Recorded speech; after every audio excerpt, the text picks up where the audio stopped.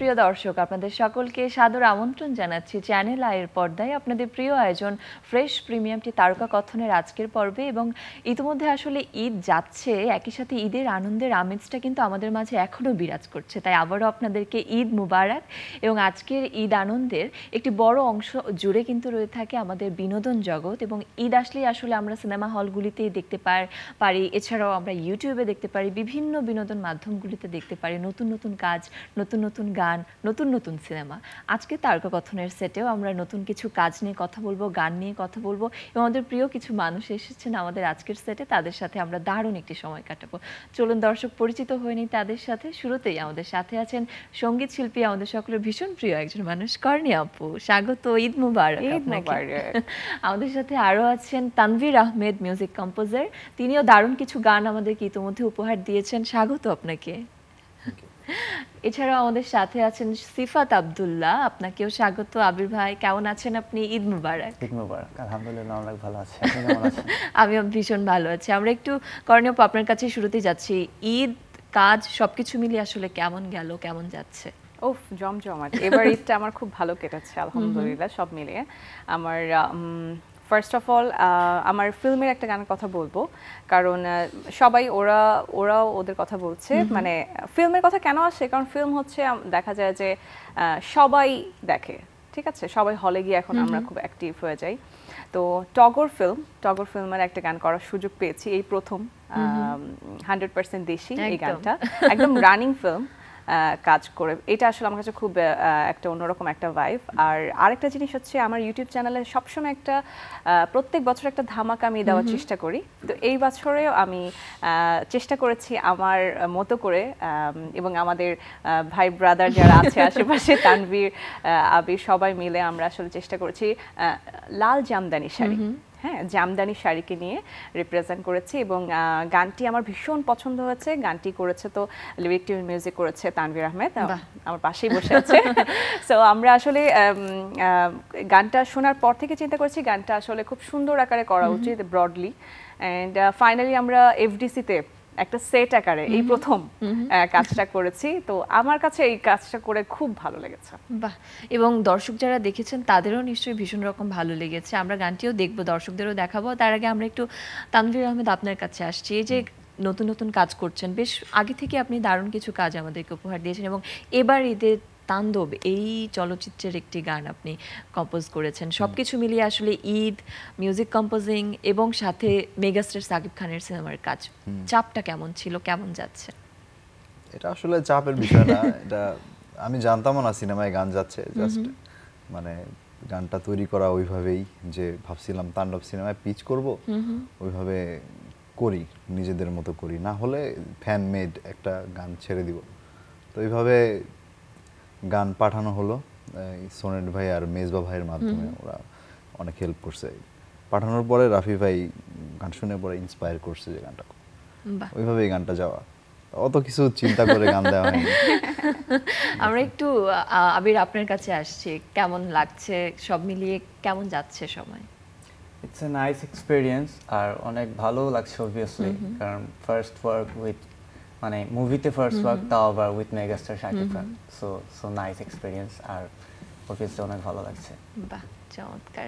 এবং আমরা গানগুলো যখন গানগুলোর কথা বললাম, গানগুলো সম্পর্কে আপনাদের কাছ থেকেও শুনলাম, আমরা একটু দর্শকদের সাথে নিয়ে একটু দেখে আসি গানগুলো। আসলে প্রিয় দর্শক, চলুন আমরা গানগুলো দেখে আসি একে একে। দারুণ দারুণ র্যাপিং, দারুণ মিউজিক কম্পোজিশন। আমরা একটু আবির আপনার কাছ থেকেই শুনি, আসলে কেমন লাগছিল করার সময়, এবং এখন যখন হলে গিয়ে নিশ্চয়ই সিনেমাটি দেখেছেন, বড় সিনেমাটি যখন আপনি বড় স্ক্রিনে দেখলেন, তখন আসলে কেমন লাগছিল নিজের কাজ দেখতে? মুভিটি ঈদের দিনই দেখেছিলাম ফ্রেন্ডসদের নিয়ে। আচ্ছা। সো আমার এলাকার সবাই গেছিল জাস্ট বিকজ অফ মানে আমার যে গানটা দেখার জন্য। সো এটা অনেক নাইস এক্সপিরিয়েন্স, আর সবার সাথে দেখা আর অনেক ভালো, মানে সবাই অনেক এক্সাইটেড ছিল। তো সবার সাথে দেখাটা অনেক মানে অনেক অনেক ভালো লাগছে। বাহ, তানভীর কি বলবেন? দেখা হয়েছে নিশ্চয়ই সিনেমা হলে? ঈদের দিন দেখা হয়েছে। আমরা ওইখানে স্টুডিওতে আমি ছিলাম, ঈদের বাড়িতে যাওয়া হয়নি। সো এখানে আমার এক ছোট ভাই আছে, ওকে নিয়ে আর দুজন বাইরের ছোট ভাইকে নিয়ে গেছিলাম। যখন গান বাজছে তখন তো আর তোমাদের কান্নার কথা তো বললা না, ও। যে কান্নার কথাটা বলো। ওই দিন মানে আপনাকে ওরা অনেক দুজন, miss করছি। মানে আমি বলছি যে কেন কান্নার সময় আমাকে রাখলি না, মানে আমি সবসময় ওদের সাথেই থাকি। আচ্ছা। তো বলো একটু কান্নার কথাগুলো বলো। ওরা ছিল যেদিন ফোরকাস্ট রিলিজ হয়েছিল, Okay. তো আমরা বেসিক্যালি হচ্ছে কাহিনী আমরা জানি না আমাদের কি গান কি গিয়েছে কি মুভিতে যাচ্ছে বা টিজারে, এরকম কিছু জানি না। আগের দিন টিজার আসার আগের দিন আমরা অনেক নার্ভাস ছিলাম যে আসছে কিনা। সামথিং হ্যাপেনিং, বাট আমাদের গান আসছে কিনা আমরা জানি না। তো যখন আসছে ফোরকাস্ট 30-40 সেকেন্ড যাওয়ার পর যখন দেখেছিলাম যে আমাদের গানটা পাচ্ছে, তখন we are like out of mind. সবাই দ্যাট টাইম আমরা আমাদের বড় ভাই রাকিব ভাই, তো শেখ সাদি ভাই সবাই কল দিয়েছিল, ভিডিও কল দিয়ে দেখি আমরা প্রথমে দিয়ে দেখি ওরা কলে কান্না করতেছে। সো মানে আমাদের অনেক অবস্টেকল পার করে 1.5 বছর পর একটা সাকসেস আসছে অবভিয়াসলি। তাণ্ডবে যে গান গেছে, সো এখান থেকে অনেক মানে এটা বলার মতো এটা আসলে ভাষা নেই আসলে। অনেক ইমোশনাল একটা অনেক ব্যাপার, emotional কারণ obviously। সবার আসলে স্বপ্ন থাকে যে মেগাস্টার শেখ খানের ফিল্মে কাজ করার। তো আসলে এটা আসলে ওদের আমরা ব্লেসিং আমি ফিল্মের মনে কাজ করব। নিয়ে আসলে কথা বলছিলাম, একটি গানও দেখে আসলাম, আপনাদের কাজ দেখে আসলাম আমরা, কর্নিয়াপও বলছিলাম এবং আমরা দেখেছিও টগর সিনেমাতে। এবার ঈদের নতুন একটি সিনেমা 100% দেশি, এই কাজটি আপনি করেছেন, দারুণ একটি কাজ।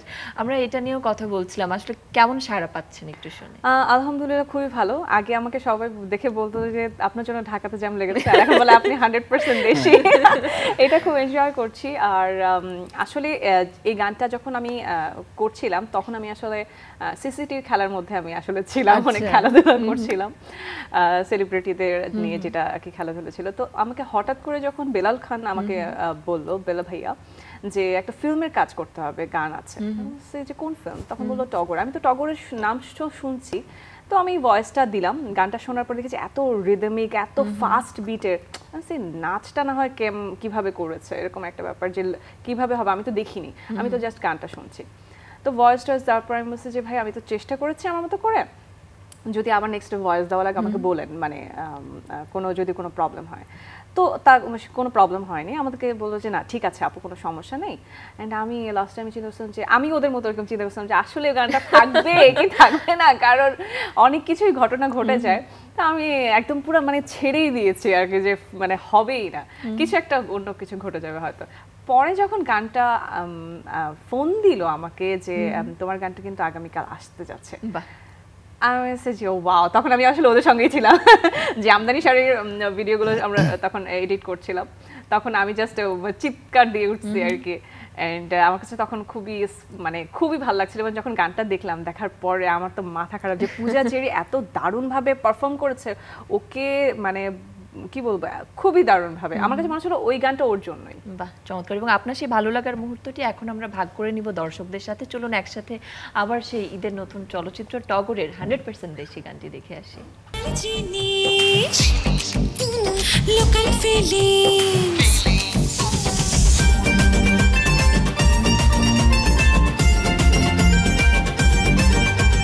লোকাল জিনিস, লোকাল ফিলিংস একেবারে কড়া, বিদেশি মাল পড়ে ভেজাল পড়ে যাবে ধরা। আমার কাছে প্রেমের আদর, সোহাগের রঙে চাদর, যা কিছু চাইনি নগর পাবি বেশি বেশি। বিদেশি নই রে আমি, চিজ পড়াই 100% দেশি। হাই, বিদেশি নই রে আমি, চিজ পড়াই 100% দেশি।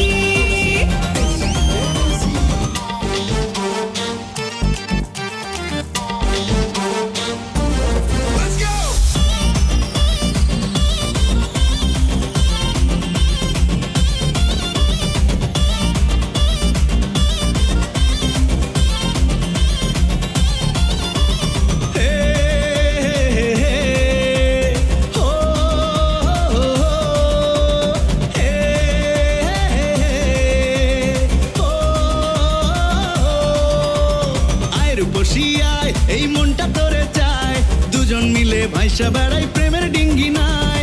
আয় রূপসী আয়, এই মনটা তোরে চায়, দুজন মিলে ভাইসা বেড়াই প্রেমের ডিঙ্গি নাই।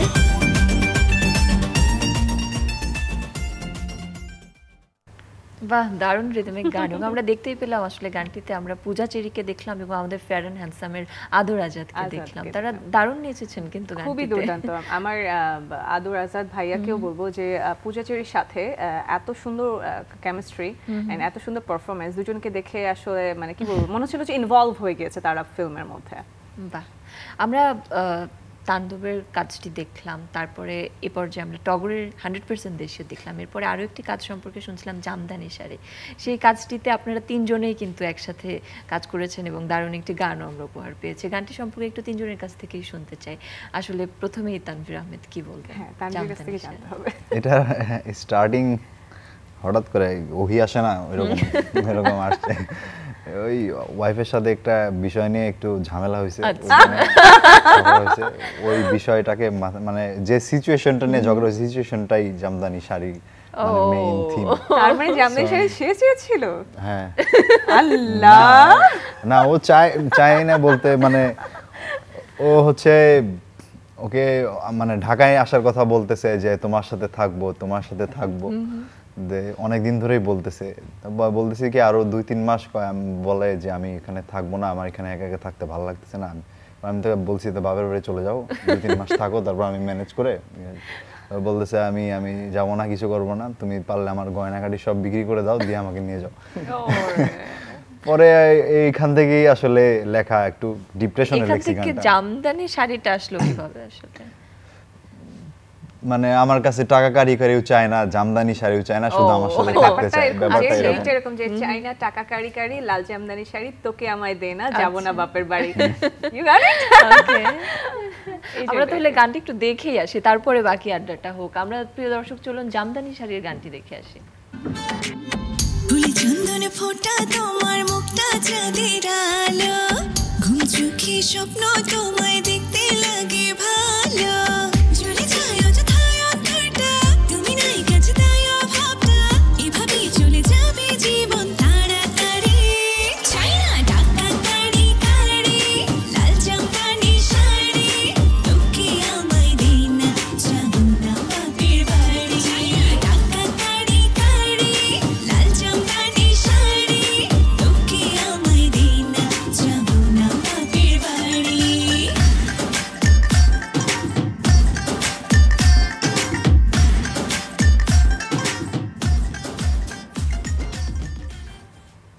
বাহ, গানটিতে আমরা আমাদের লাক্স চ্যানেলের সুপারস্টার সামিয়া অথৈকে পারফর্ম করতে দেখলাম এবং একই সাথে আপনাদের দুজনকেও তো দেখলাম। আমরা নিজের গানে, তারপরে এরকম একটা সিচুয়েশন থেকে লেখা গানে পারফর্ম করতে কেমন লেগেছে তানভীর আহমেদের একটু শুনতে চাই। এটা টোটালি আনএক্সপেক্টেড ছিল, আমি জানতাম না আমি অ্যাক্টিং করতেছিলাম। এইজন্য ওকে ক্রেডিট দেওয়া উচিত, ওকেও ক্রেডিট দেওয়া উচিত। এন্ড রাকিব আজকে নেই।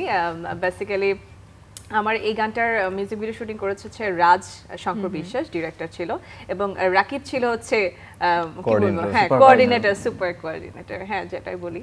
অ্যান্ড ওর পারফরমেন্স তো এখানে হওয়ার কথা ছিল না। ফার্স্ট আমরা একটা নায়ককে চিন্তা করেছিলাম, ও এতটাই ইন্ট্রোভার্ট যে ওকে নিয়ে কাজ করবো। আমি পরে চিন্তা করলাম নো, কেউ থাকবে না, ওই থাকবে, যেহেতু গানটাই ওর করা তো ওই থাকবে।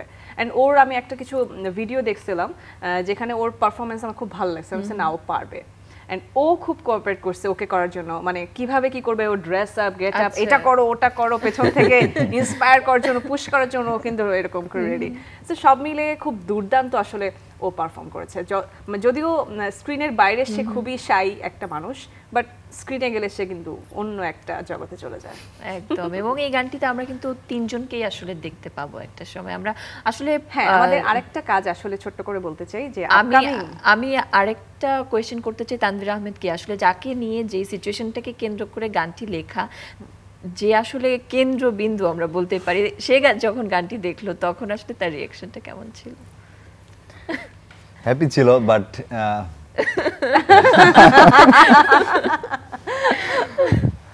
আসলে গানটা সব দিক থেকে ওর ভালো লাগছে, বাট একটা জিনিস ওর ভালো লাগে না, সেটা হচ্ছে ক্লোজনেস নায়িকার সাথে।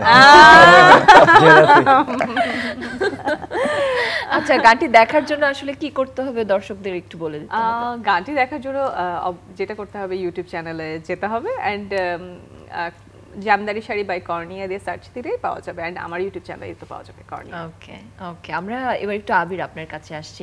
এই যে র‍্যাপ সং করা এবং দারুণ, এবারও যখন আমরা তাণ্ডবে দেখলাম আপনার র্যাপটি, দারুণ একটি কাজ। এভাবে আসলে মানে র্যাপ সং করার প্রতি আগ্রহটা কিভাবে হলো বা কিভাবে আগাচ্ছেন আসলে, বা প্ল্যান কি?